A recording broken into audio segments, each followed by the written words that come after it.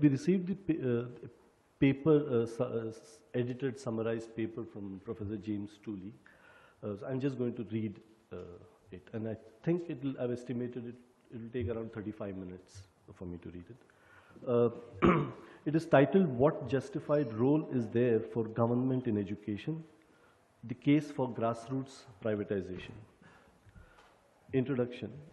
In various published writings, Professor Richard Pring has focused on the role of government in education, and his writing will be used as the springboard for what follows. In Privatization in Education, he warned about the inappropriateness of the market metaphor for education, a dangerously misleading analogy for understanding educational processes and for directing educational policies. He returned to this theme in the name of the book is The Life and Death of Secondary Education for All.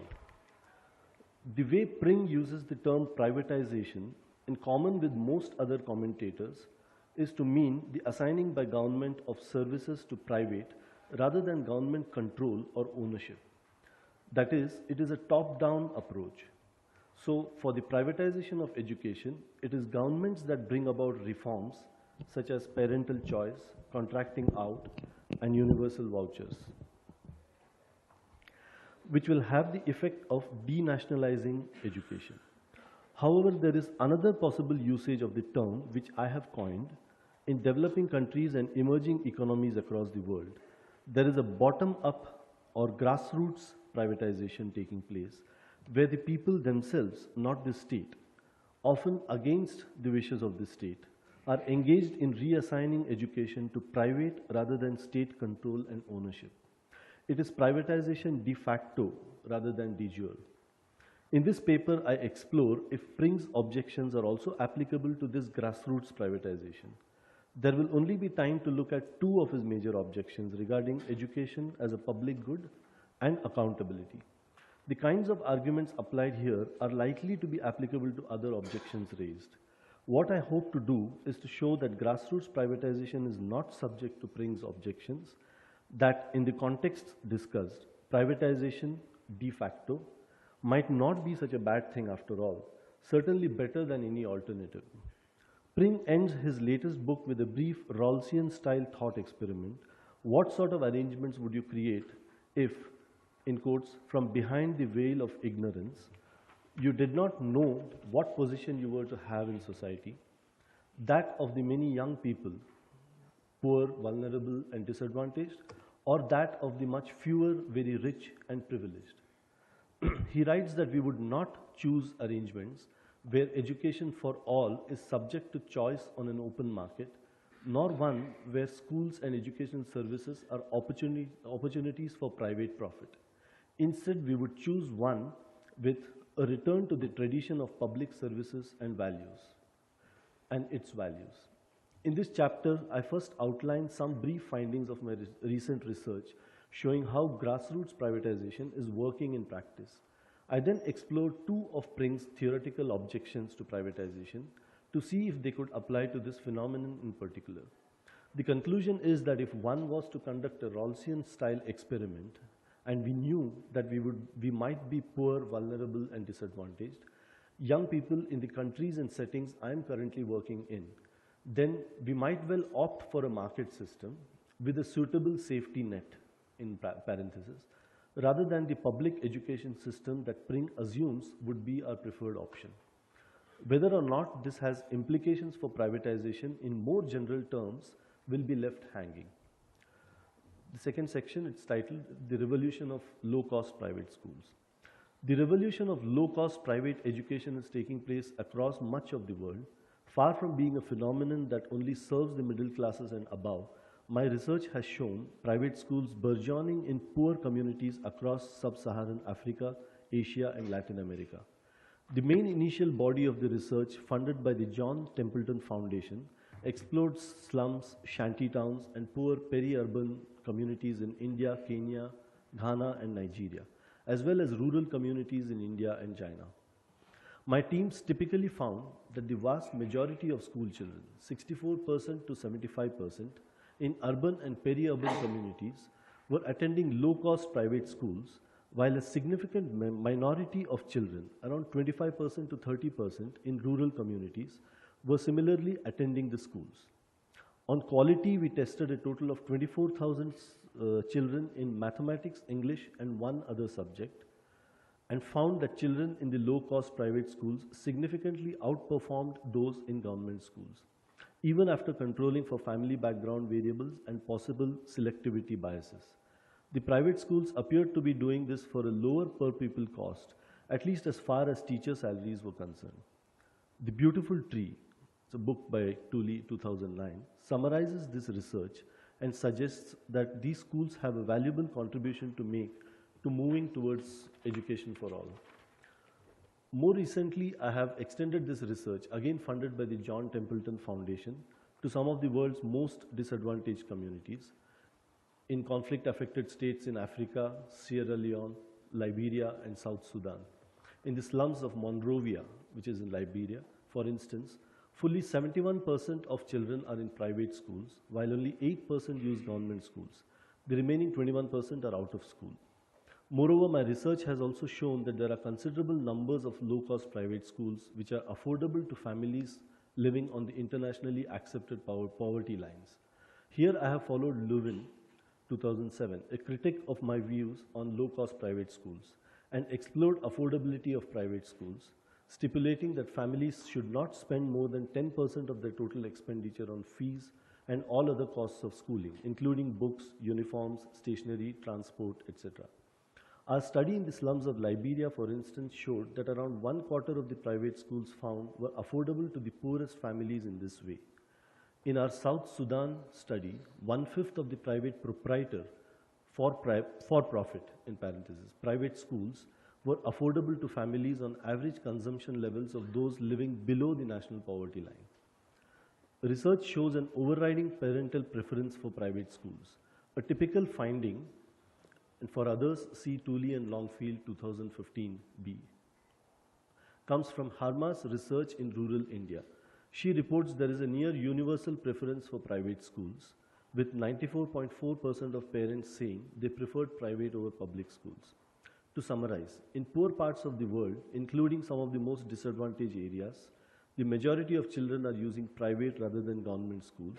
Parents prefer private, perhaps because academic achievement is higher in them than government schools, and teachers more committed. Finally, many of these low-cost private schools are affordable to some of the poorest families, while the average overall cost of sending a child to private school is not much higher than sending a child to government school. To return to Pring's thought experiment, if we were behind the veil of ignorance and aware of such realities of life in the world beyond the veil, then I suggest, not knowing where we might end up, we would not be as sanguine as Pring is about public education, but would rather be pleased that the privatized alternative is available. From behind the veil, a privatized system of education, at least in certain contexts, would seem a desirable option given the realities that exist in these contexts.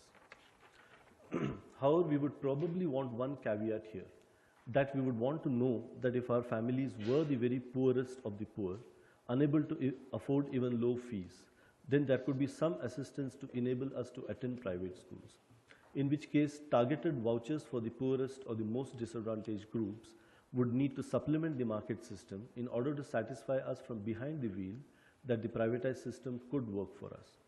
Such targeted vouchers have been shown to work to provide educational opportunities for the poorest groups.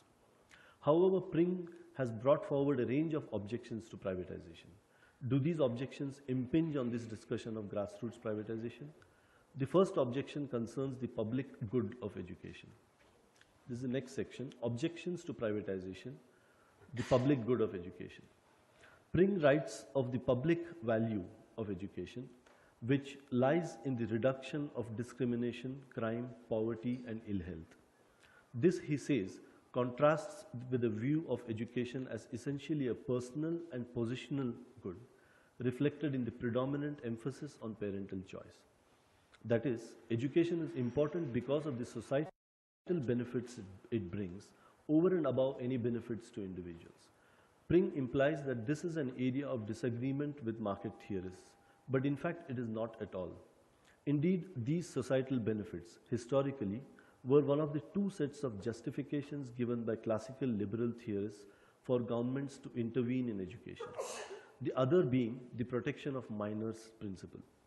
In classical liberal circles, these societal benefits tend to be called neighborhood effects or externalities. In Milton Friedman's seminal 1955 article, The Role of Government in Education, he points out, agreeing with Pring, that two of the neighborhood effects are education for democracy and social cohesion. A stable and democratic society is impossible without a minimum degree of literacy and knowledge on the part of most citizens and without widespread acceptance of some common set of values. He's quoting Friedman here. Education contributes to both, and the gain from the education of a child accrues not only to the child or to his parents, but to other members of the society. That is, the education of my child contributes to other people's welfare by promoting a stable and democratic society. For Friedman, this is a genuine externality or societal benefit. That is, the action of one individual imposes significant costs on other individuals for which it is not feasible to make him compensate them, or yields significant gains to them for which it is not feasible to make them compensate him. This is again a quote from Friedman. For Friedman, this led to justified state intervention for the imposition of a minimum required level of schooling and the financing of this schooling by the state. But here we come to a very important caveat for market theorists. As theorists, we can point out what neighborhood effects, in parentheses, societal benefits, externalities, arise from education. But then it becomes an empirical issue, the extent to which these require government intervention in practice to ensure they are met. Three empirical questions, in fact, arise. First, to what extent can these neighborhood effects, again, in parentheses, societal benefits, externalities, arise without state intervention? Second, can state intervention in fact bring about the desired neighborhood effect? And third, even if successful in bringing about the desired neighborhood effect, does state intervention also bring into effect other externalities of education which are negative, as externalities can be both positive and negative? That is, the presence of an externality does not immediately lead to the justification for government intervention. All it shows is that there are these societal benefits which may be underprovided by individuals pursuing their own ends in the market, but it says nothing about whether these societal benefits are actually underprovided in actual markets or whether government intervention could better provide them. The education economist E.G. West provided a jolt to Friedman, however. Friedman reports changing his mind about the justification for government intervention in education after reading the historical accounts of E.G. West, which showed the vast majority of children were in school in England and Wales prior to 1870 government intervention, which happened in 1870. So Friedman followed this pattern. As theorist, he saw that there were neighborhood effects, and therefore that prima facie a case might be made for these being underprovided in the market, and that state intervention in education would be required to bring them about. But then, looking to the empirical evidence, he concluded that in fact what the theory had pointed to as a possibility was not the case, and therefore the argument for state intervention collapsed.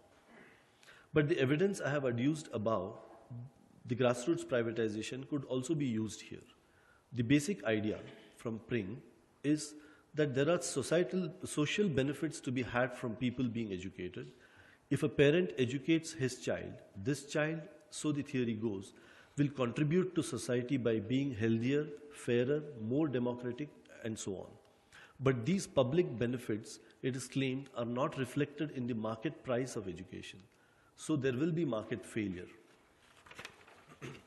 It seems odd discussing this in the abstract because we have powerful evidence, some adduced above, which shows that poor parents are willing to spend on education and so produce the desired social benefits. That is, the perceived private benefits of schooling are enough to make them pay for education, which parents thus paying society at large can obtain the social benefits that arise from individual parents' decisions. Let's spell this out.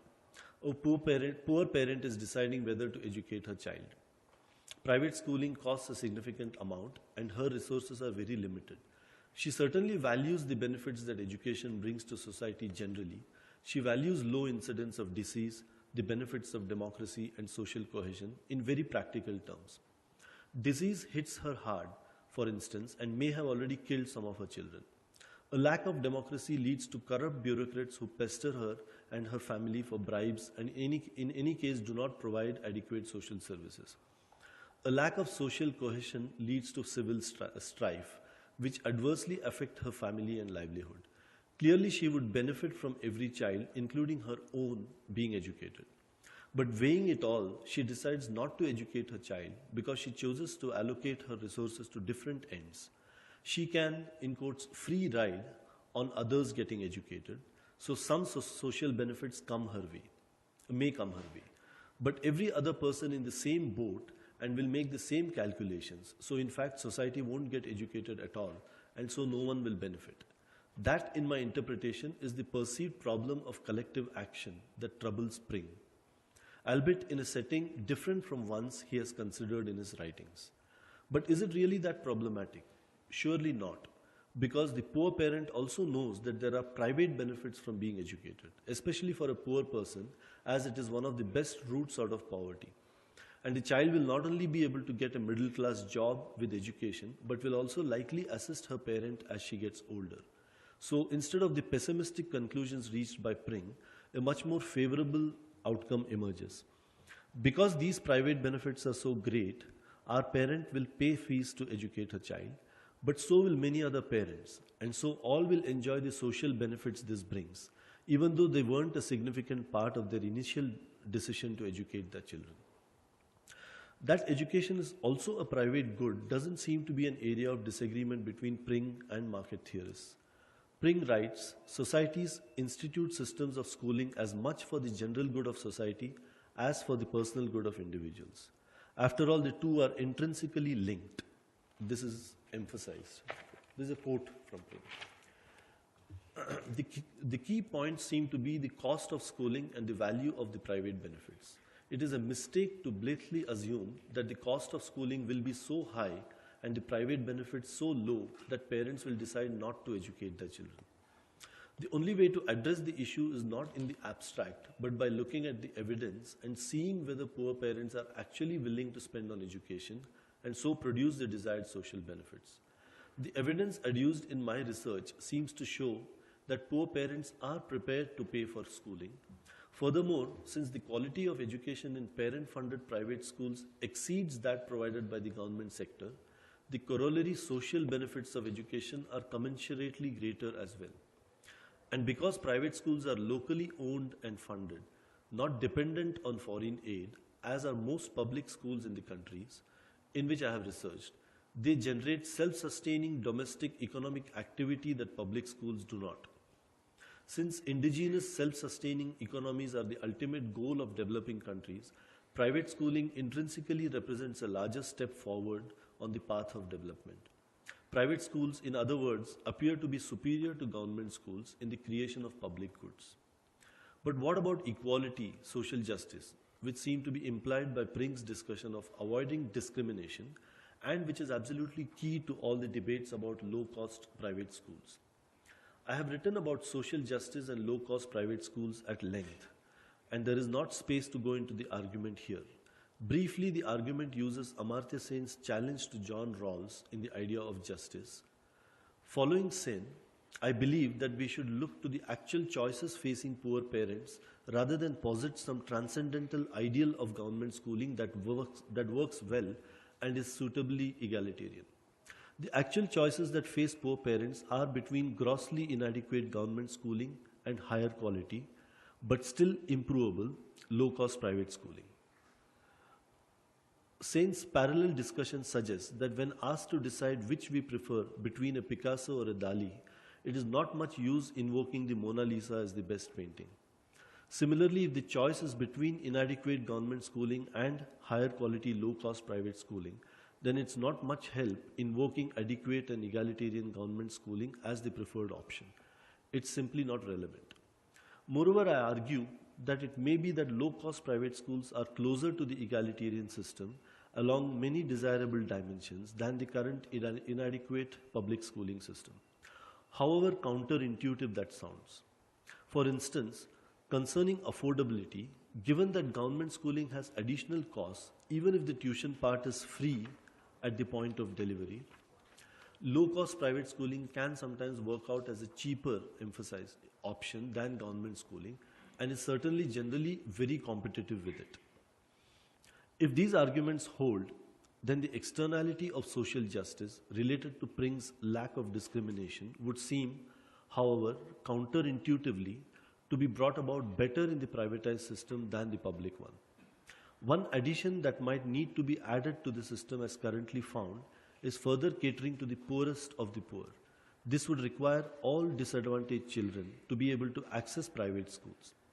This could happen through targeted vouchers, cash transfers, innovative ways of allowing school payment, and of course, growing prosperity as nations develop. Another addition might be certain regulations of, for instance, the curriculum, to ensure that particular externalities of education, such as education for democracy or social cohesion, were met.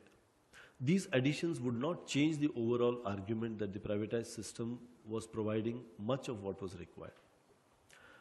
The next section is objections to privatization, accountability. A second major area of disagreement concerns accountability. Education is, Pring writes, of such significance for people's lives and the public good needs to be accountable. Market theorists would not disagree about the need for accountability. However, Pring seems to accept only one kind of accountability, political accountability. For instance, when he writes about free schools, he says, what are free schools free from? They are free from local accountability, that is, accountability to local government.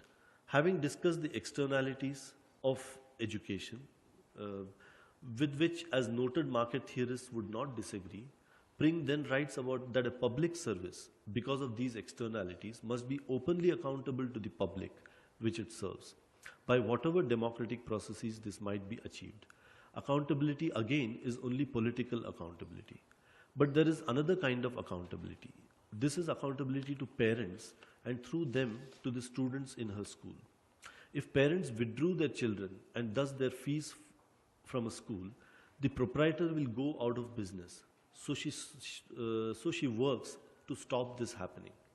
I am puzzled by this alternative accountability to parents and children doesn't merit more favorable attention from philosophers like Pring.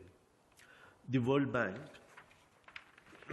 calls it the short route to accountability, to be contrasted with the long route, where accountability comes only through poor people's voting for politicians who then may, but usually do not, enforce accountability through the political process.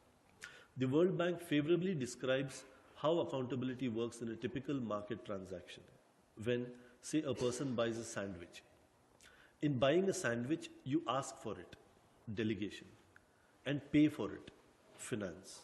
The sandwich is made for you, performance. You eat the sandwich, which generates relevant information about its quality, and then you choose to buy or not buy a sandwich another day, enforceability, affecting the profits of the seller. This whole thing is quoted from World Bank report 2003. That is, accountability is a relationship between purchaser and provider with 5 constituent parts: delegation, finance, performance, information, and enforceability. All these parts are important, it says. If any are missing, service failure results. Now, the wonderful thing about a competitive market, the World Bank argues, is that it automatically creates accountability between sellers and buyers. The key information is customer satisfaction, and the key enforceability is the customer's choice of supplier. Competitive markets have proved a remarkably robust institutional arrangement for meeting individual interests. On the face of it, this discussion appeared rather promising, for it would seem to show very neatly the advantages that private schools for the poor have over public schools in terms of accountability. We can substitute parents and schools into the World Bank's formula to show the advantages of this short route to accountability. In a private schooling market, it would mean this. You choose a primary school for your child, delegation, and pay the monthly fees, finance. The schooling is delivered to your child, performance. You check on how your child is doing in school, perhaps by noting how her exercise books are marked or how well she speaks English with his friends, which generates relevant information about its quality. And you then choose either to send your child to the school next month or to change schools, enforceability, affecting the income of the school owner. On the face of it, all the accountability stages appear to work well. In a government school system, however, the accountability system wouldn't function at all well. In sending your child to the local state school, you do not choose the school, you do not choose that school, uncertain delegation. And someone else pays for it, no finance. The schooling is delivered to your child, performance. You check on how your child is doing in school, perhaps by noting how her exercise books are marked or how well he speaks English with his friends, which generates relevant information about its quality. But then your only choice is whether to send your child to school at all or take him or her out of the public education system, neither of which affects the school principals or the teacher's pay. Lack of enforceability. The only possible route to enforceability is through the political process, but that is slow, cumbersome, and in practice ineffective. So the advantages of the private system of accountability seem obvious in the schooling example. The most important difference is enforceability in the private case, which of course depends in part on the issue of who pays finance. Because the parents pay fees to the private school, they can enforce quality. We can contrast these advantages with the long route to accountability, brings political accountability in the specific context of developing countries. The first problem is what the World Bank calls voice failure. This is the failure of the poor to have any influence over what their governments do. They have no voice in the political process. The state, controlled by politicians and administrators, simply does not care about providing services for the poor. The clear signs are when too little budget is devoted to services for poor people and when the budget is allocated to meet political interests. One of the severe problems with using the political process to reform education to benefit the poor is the politicization of education. Schooling has become a political background with different groups in society competing for scarce public resources, often with contradictory desires. The elites and middle classes may say they want universal education, but they won't vote to jeopardize more public spending on higher education, which benefits their own children. Politicians see the public education system as an easy way to provide patronage, and teachers' unions, very powerful forces in many developing countries, act in their own interests to better their wages and conditions of services by enhancing job security and extending holidays, all of which can act against the interests of the poor. These contradictory pressures lead, the World Bank report argues, to political inertia and corruption. The point is that the kind of accountability that Pring sees as essential and which therefore is a strong objection to markets in education is only one type of accountability. There is another type available, market accountability. At least in the context of the developing countries where the grassroots privatization of education is occurring, this appears to have many more desirable facets. Again, we can return to our thought experiment behind the veil of ignorance. Knowing such basic facts about the way the world is operating, it is not obvious that we would prefer political to market accountability if we did not know where we would end up in the world. The final conclusion. This paper first summarized evidence of one kind of privatization of education, grassroots privatization, where the people themselves are opting for private rather than government provision. The evidence showed that low-cost private schools are serving the vast majority of the poor in urban developing country contexts, and that these private schools are outperforming government schools, whilst still being affordable to poor families. Supplemented with a targeted voucher system for the poorest of the poor, it was suggested that there could be a prima facie case for thinking that from behind a veil of ignorance, we might be very pleased that such educational privatization existed. But what of Pring's objection to privatization in general? Would these apply to this kind of privatization in particular? First, that education is in some senses a public good and has societal benefits is not disputed by market theorists. In fact, such considerations led one notable market theorist, Milton Friedman, to suggest government funding of education through vouchers. But education also has private benefits. The evidence from developing countries seems to suggest that there would not be market failure in educational provision that would lead to the need for government intervention, except for targeted provision for the very poorest of the poor, as above, and perhaps some regulation of the curriculum to provide social benefits. Second, Pring's accountability is only political accountability. However, there is also market accountability, and the discussion showed the advantages of this over political accountability, at least in the kind of situations where grassroots privatization was occurring. These considerations suggested that these major disagreements of Pring to privatization might not apply when focused on grassroots privatization in certain developing country contexts. If we were discussing in the abstract from behind a veil of ignorance, what kinds of educational provision would be desirable? Knowing certain realities about the world in which we would be thrust beyond the veil, the privatized alternative would seem much more desirable than the public alternative that in other contexts Pring suggests would be our preferred option. That's the end of the paper. Tooley will take the questions online, just that people will have to come here near the computer, ask a question, then go back and sit in your place. But you can hear him on the speakers. That's possible, actually. Okay. Okay, let's go back, go first to the questions. So who wants to ask question? Yes, there.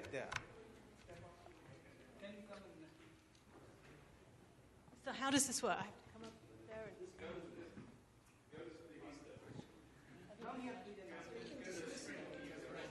no, he can't hear if I. No, you have to come and speak here, so he will speak. Hello. Hello, yes. Yes, so can you hear us now? So I can hear you, yes. Yes, I can hear you. Tell me. So, okay. Hi, James. Hello. So, Who's that? Judith Suisa. Good. Hi. Hello. I gather you didn't get a chance to hear Harry Brighouse's paper, which was in the previous session. What was interesting to me, given the disagreements you and Harry have had in the past about private and public schooling, was the similarities between your paper. Okay. As I see it, both of you assume that the capitalist system and what you keep referring to as the poor are basically here to stay. The main difference is that Harry wants to mitigate the effects of socioeconomic structural inequality on children's educational opportunities through regulation by the state, whereas you seem to think that the so-called interests of the poor can be equally served by the private market. Now, my problem with this is that I think the interests of the poor are not to be poor. Those are the interests of the poor. And that's not going to happen unless the system itself is changed. So while I'm all in favour, like you, of grassroots educational initiatives that come from the bottom up, and there's a long history of those in radical education, as you know, my question is, do the educational experiments set up by some such grassroots initiative, do they reflect the unequal competitive values of the capitalist system and all its structural inequalities, or do they try and reflect and enact and teach different values of solidarity, fraternity, equality? Do they challenge the structural inequality of the market, which you seem to just take with you behind the veil of ignorance? That's my rather long question. Yes. And thank you for that. And can I just apologize for not being there? I really wanted to be there with you very much. There were circumstances completely beyond my control which have meant that I couldn't come. So please accept my apologies. I'd lined up some visits to low-cost private schools for those who wanted to come and see them, and now I can't take you.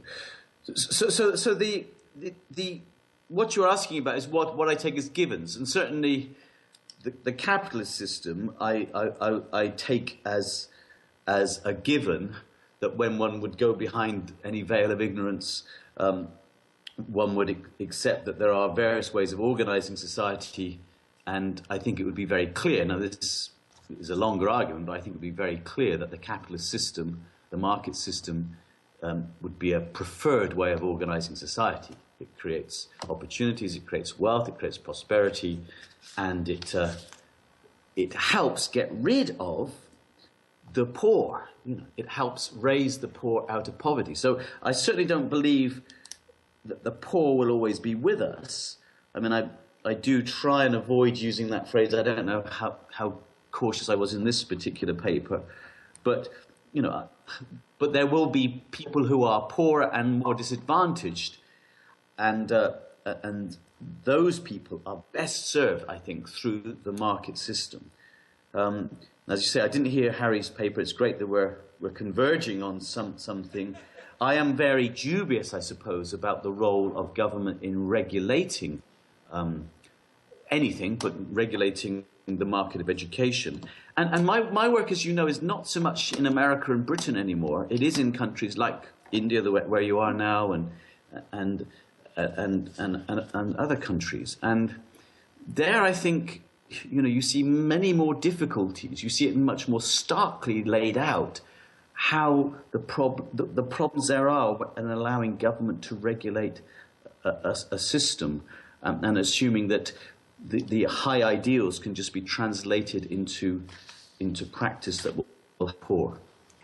Don't know if that helps. Those who want to raise questions, please come here and stand in queue.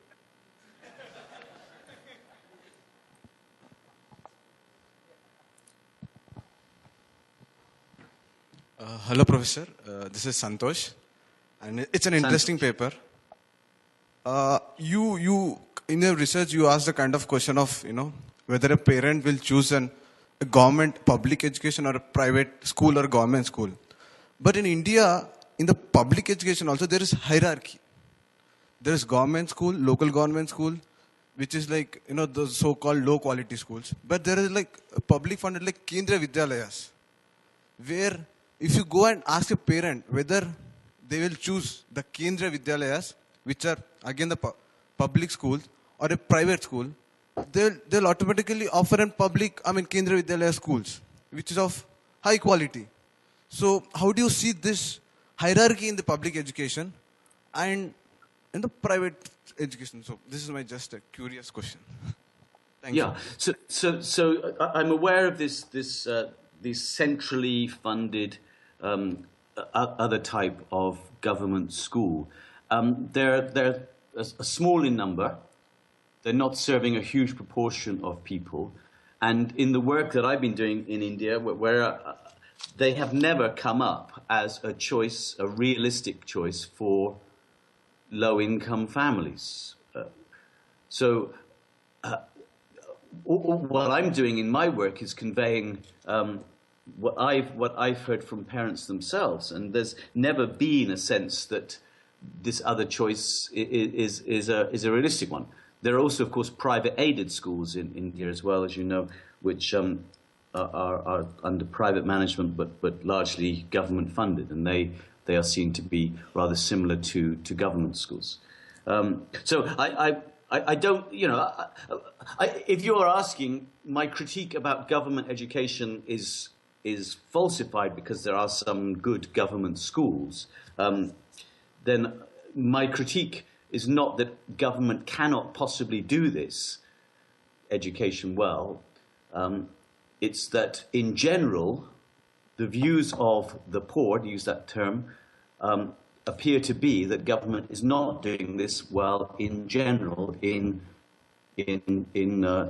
poor areas and not offering a realistic choice. I suppose that's what I'd say. So it's not that I'm saying government cannot do this.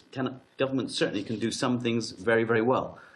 It's that in general it doesn't, and you have to have a detailed critique of why it's not doing well in your country and in other countries in this area. Thank you.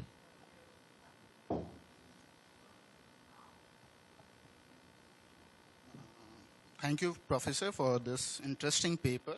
Actually, it gives us a lot of ideas. But I have some question. You have given a lot of stress that grassroots level private people are doing very well, like education and all. And poorest of poor people are getting education through this mode. And they are doing purposefully well, as statistics shown. You have showed the statistics. But my problem is you have given the accountability part is to the parents. Like if parents know and it's market, like your parents can choose after 1 month whether they want their child to be remain there or not. And you have again given the accountability part to the market forces, right? Like market, if the other school doing well, then parents go take their child to that other school. But there is a problem over here, like a lot of countries, there are first generation learner where parents are not well educated.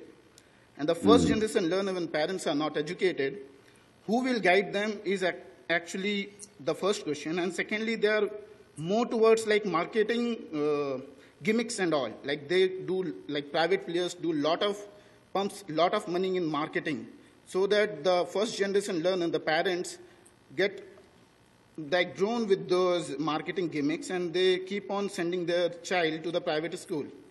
And thirdly, the very nature when you said that after 1 month, parents know the education is not just a 1 year or just 1.5 year process. Forget about the month. So after, let's say, 5-6 years, parents came to know that, oh my God, that's nothing great like the son has achieved. Then there is a problem in the system. Thank you. Yes. No, it's very good. And your name was? Oh, my name is my name is Srihas Chandak, and I'm from university. Okay, fine.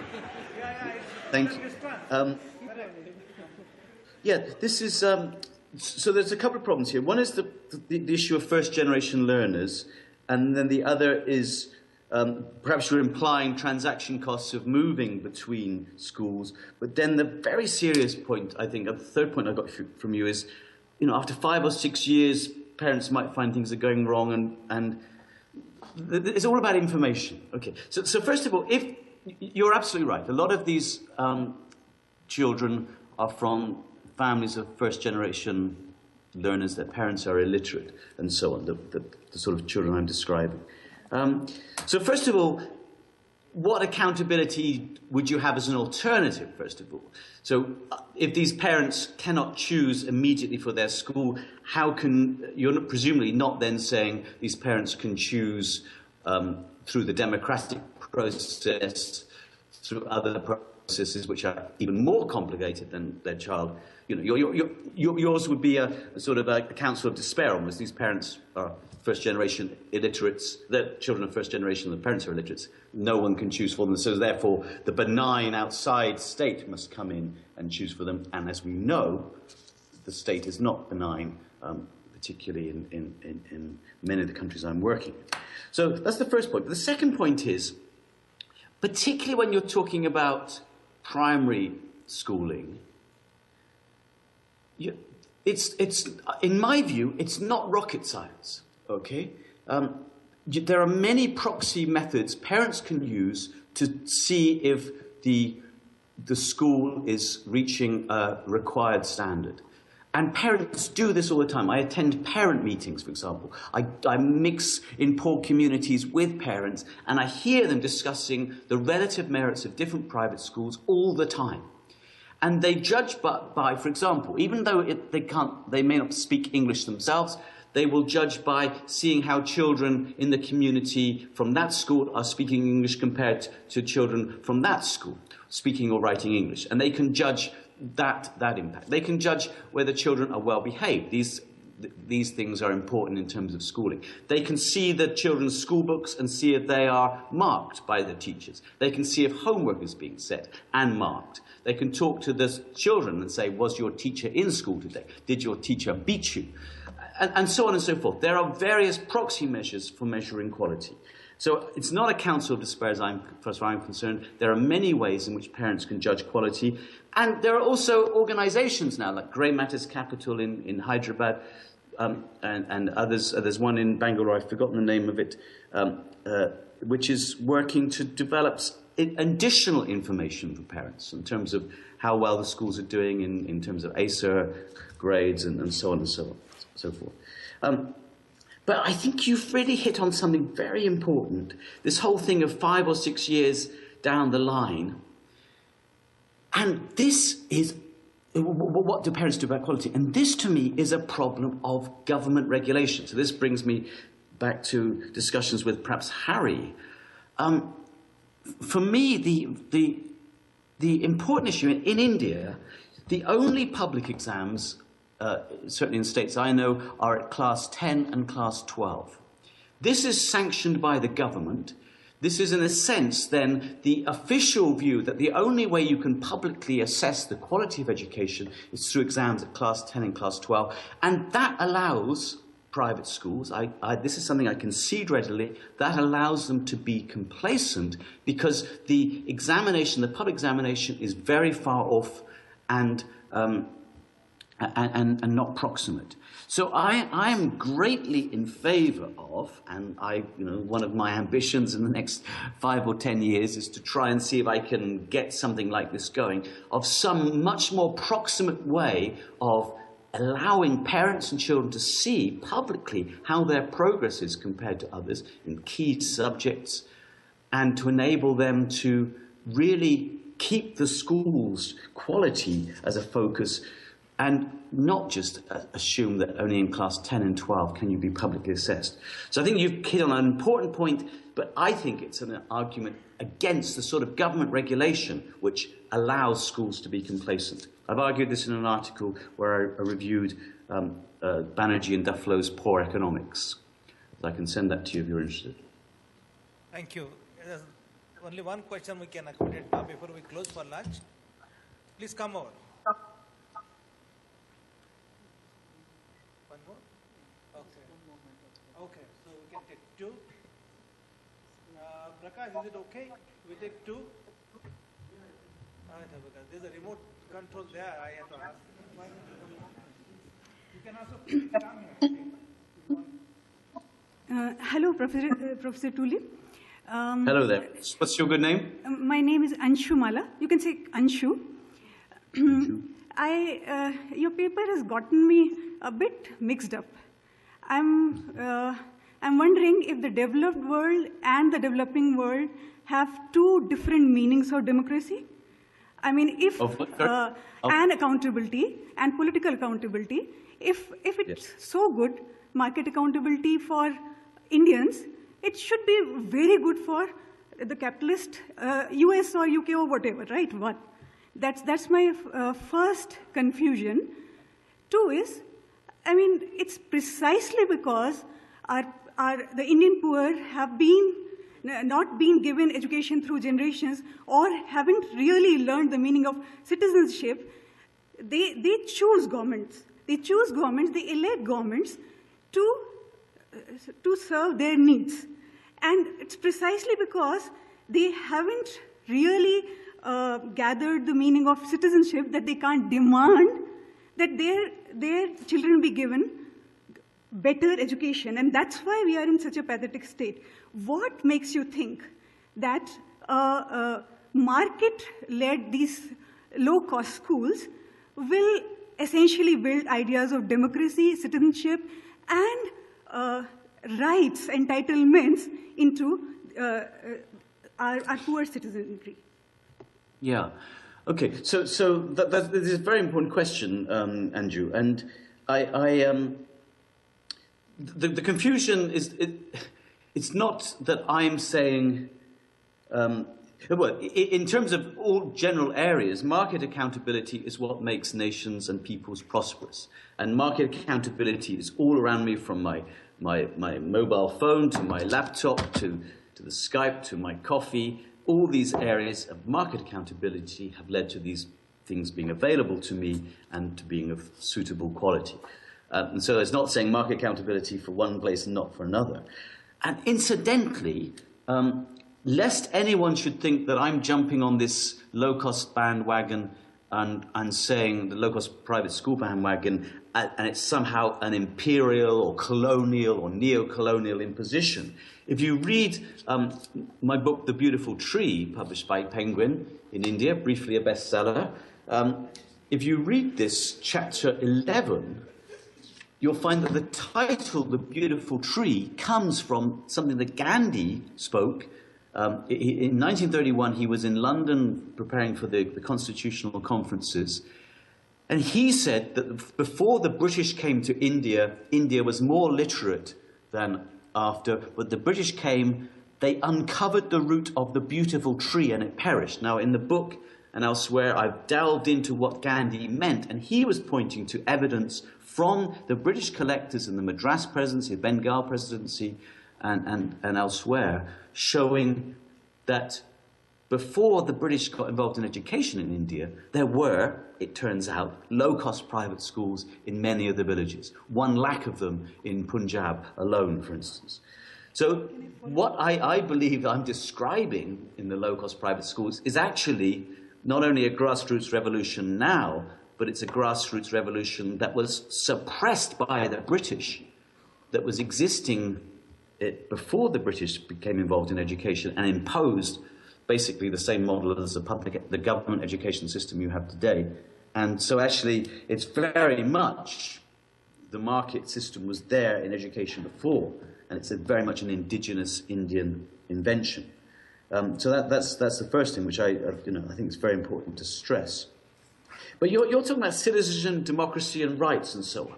And again, what I ask you to do is to compare the reality that is facing a disadvantaged or a poor parent today, and if they go to a government school, I don't know if you go to government schools in poor communities, you don't get a sense of children having rights. Other teachers don't turn up. If they do turn up, they don't not bother with the children. They get the children. They treat them really badly. There's social distance. The teachers from the community outside, and they get the children to do chores or whatever. That's not about citizenship, democracy, and rights, is it? And they don't learn. In the private schools, at least, children are learning. They are learning they're learning their social studies better than they would be doing in the government schools, because they're learning to read. They're becoming more numerate and literate. But ultimately, your view is the view that democracy is the important way in which we assert our human rights, and I just dispute that. And I want you to not look at some ideal democracy that we can manufacture in our heads, but look at real democracy and ask: in India, are you serious that someone in poor villages in rural Karnataka can really be making the sort of decisions that can help improve his or her family lot through that democratic process, leading eventually to a government in Delhi that's then imposing things on people, or whether it much better comes the sense of citizenship, of individual flourishing, and then the community flourishing through the individuals asserting their own decisions at the grassroots, immediately, with immediate effect, and leading to that accountability within the schools. So that's sort of my position. I'm not convinced that democracy. I mean, I echo Winston Churchill. Democracy is the worst of all possible systems, apart from everything else that's ever been tried. That's my view of democracy. Thank you. I think in the reality. Should I tell him because Rohit ji bhi kar rahe hain? I just want to say something to Professor Tooley.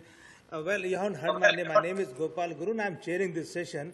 Whereas you had your breakfast, we are going to have a lunch after some time. But that weighty questions waiting for. So there will be 2 more questions to you, sir, and you can respond accordingly. Okay? Thank you. Yeah.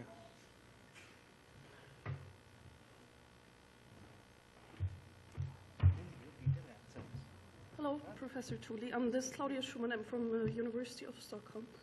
I would like to take the discussion back from India to Europe. And also, since you brought up the you seem to be in favor of standardized and comparative testing very much.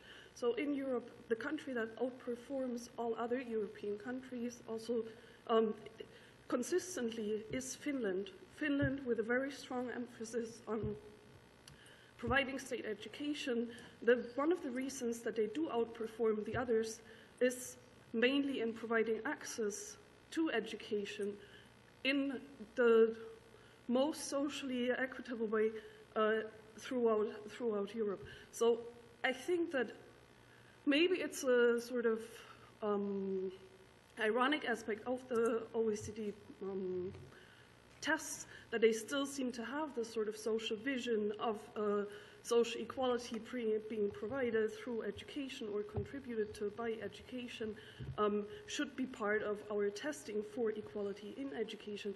But it seems to me that you have abandoned that vision almost completely. And like, why do we apply different criteria in India? Why do I not ask what parents would like from a specific community best in Europe? Why do I apply these tests in Europe? Why do I judge the success of the European countries by different standards? So I think like your emphasis on the sort of, oh, but we should be pragmatic about it, to me it does not seem to do justice to what kind of vision do we have on a bigger scale.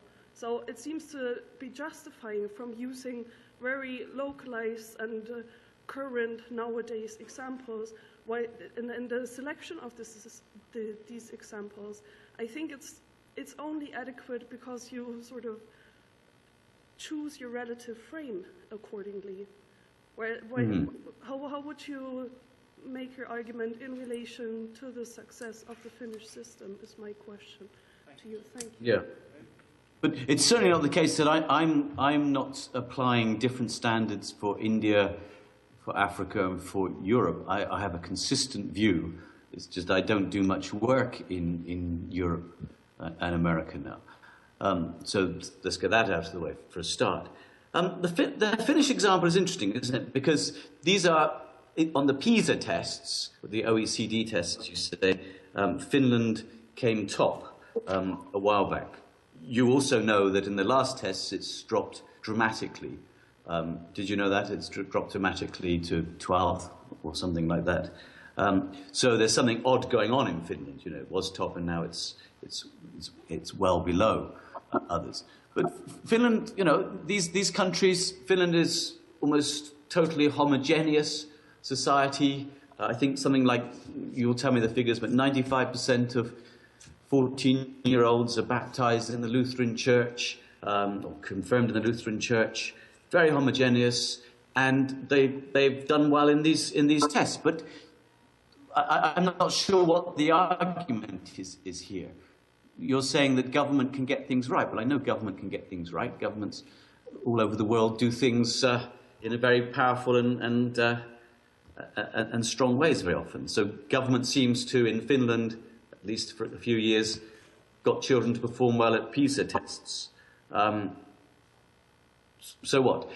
My argument, which I've given elsewhere, is to say, even if government is doing well somewhere, does that rule out the possibility that the market can do it even better? If you go into Finnish schools, there's not much innovation going on there. Finland does very badly in the TIMSS test, for example, which tests more abstract ideas in mathematics and science rather than PISA, which is very practical, everyday mathematics interpretation, numerical interpretation. You know, maybe the Finnish system is an example of what's going well in a certain homogeneous small society in Europe. It doesn't, to me, it's not saying that's. Finland can also get, I'm sure, its public telephone system was working very well before the, in the 1960s and 70s. I'm sure it was. That's the sort of society it is. That doesn't mean to say that the private sector could not come in and transform the telecommunications industry as it did in Finland with Nokia to develop something much more exciting, innovative, and transformative for the people taking part. So that's my argument about education. I mean, the other country that does very well is South Korea in the PISA tests. And that is an example of where the public, the government education system, children typically or very often sleep during that because the real work is done in the private crammers in the evenings. Again, it's a system that doesn't really, is not really transferable, I don't think. So I don't engage in what might be called PISA envy of Finland, no.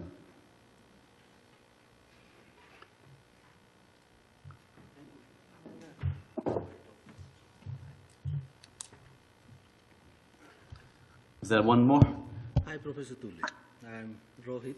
We met long back. You may not remember me. Where did we? Hello. Where did we meet? We met more than once, Professor Tooley. Once in Delhi, once in London. But that's okay. That's not the point. Yeah. I'll say 3 or 4 things very, very quickly, because it seems to me that a significant part of your argument hinges on those small, I'm sorry to say, inaccuracies. Saying that the public examination is at 10th and 12th does not mean that schools could, and education could be assessed publicly only at 10th and 12th. Because the idea is also about sharing information, and the whole country now have a drive for what we call continuous and comprehensive evaluation. Therefore, that's parents bring their proxy sort of measures of quality closer the school. That may not be true entirely. Secondly is that I think, and you may not repeat your answer to that, but I think you are dismissing this democratic ideal too quickly. Because in the villages, we have a Panchayati Raj, and anyone who knows how the Panchayati Raj functions and how the participation of in the Panchayati Raj of women and Dalit and other deprived people has increased in last 25 years, and what role education has played in that is not accounted in this big picture of democratic decision making. Yeah, and there is a village education committee actually. So we are, when we talk of democracy and all the time how we should treat Pakistan, that's not the only democratic decision. Democratic decision about how to use the community land, what to do in the school, how people are interacting there, and in those decisions, education and a certain kind of sensitivity in education does play part, even if the education is not higher education, even if it is only 10th pass. In 1952, I think one of the education commissions emphasized this role of education a lot, and we are actually now forgetting that role. In this argument, just one second, please. In this argument, we always forget the teacher exploitation in the private schools. Few days back, there was a report in newspaper how teachers are money is transferred to their account, and then they have to take the cash out and deposit it back in the school. We forget that. One little thing is that Professor Brighouse made an argument about this market being accountable in telephones, etc. My telephone is not working very well. I can throw it out. But my child is not doing well in the school. I cannot actually take him out every 6 months. So school choice cannot be changed so frequently, and therefore market does not feel that punch.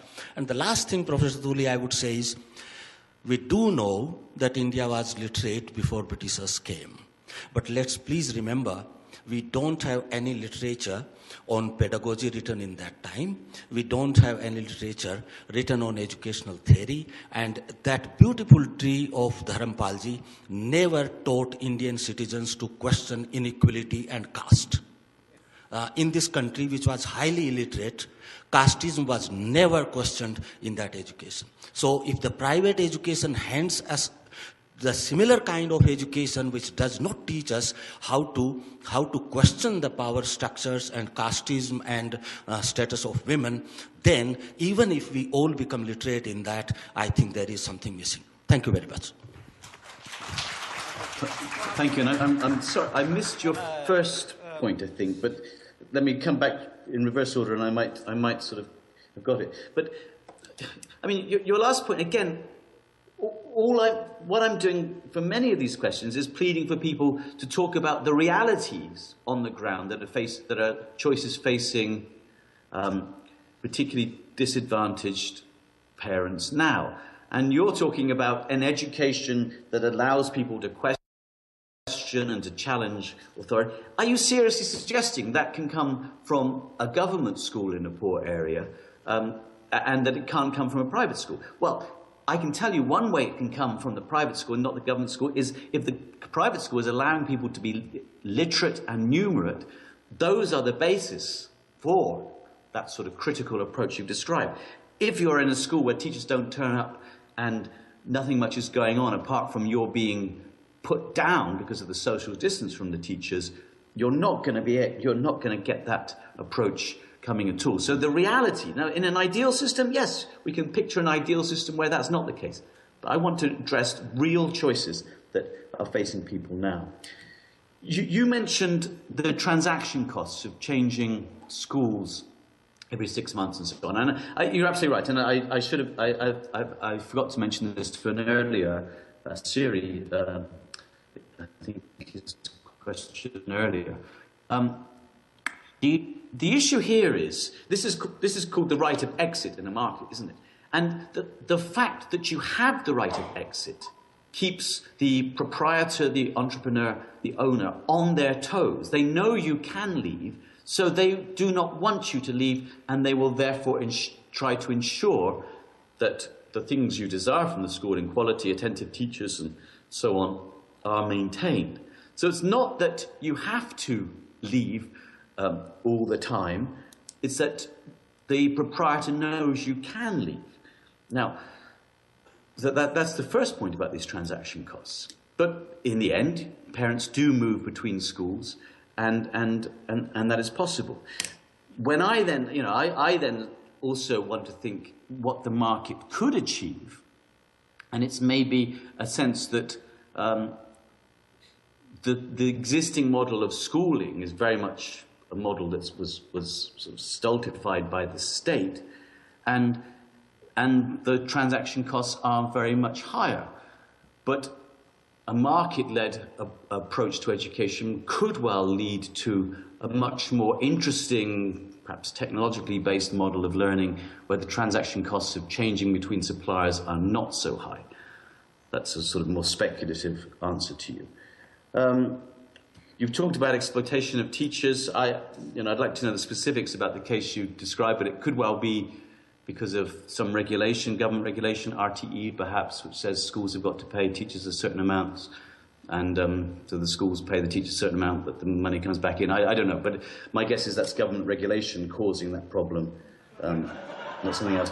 But the main thing you talked about was the panchayats at the village level, and I agree. I was talking very simply earlier. I regret, as I say, not being there in India now, and had I been there, I would have thought more carefully about your Indian context. So maybe the panchayats are vehicles for democratic improvement in the villages. The questions I want to ask you about the panchayats would be, is there corruption in order to gain positions of power within those? Is there... are positions allocated according to caste or some other forms, and do they really lead to... I'm willing to concede they could be a force for good, but that doesn't rule out the fact that the accountability of the private schools in those villages is also a force for good, because it allows people to have control of that education, their education provision. Is that okay? I think we have to conclude this session because there's some disciplining message coming on the screen. So we'll have to close this session with a big thank to you for having generated discussions for this. You can see this applaud of these claps. Thank you very much, Professor Tooley, for your very,